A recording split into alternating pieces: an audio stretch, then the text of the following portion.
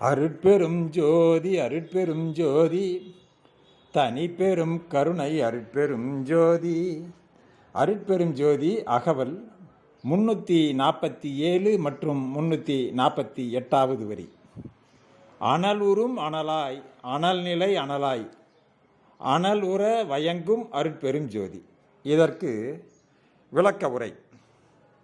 அக்னி எரிவதற்கு ஏதோ ஒன்று அதன் மீது மேவ எரியும் திறம் பெறுகிறது. அதற்கு பிராணவாயு துணை நிற்கிறது.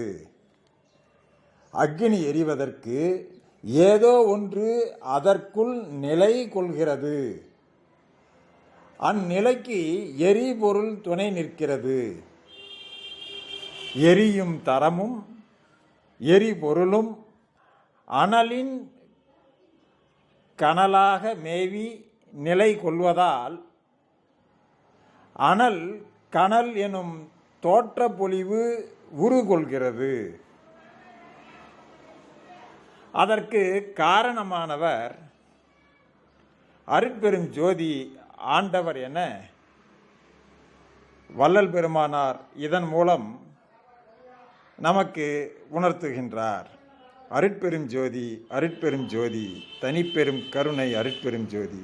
எல்லா உயிர்களும் இன்புற்று வாழ்க, வள்ளல் மலரடி வாழ்க வாழ்க. நன்றி, வணக்கம்.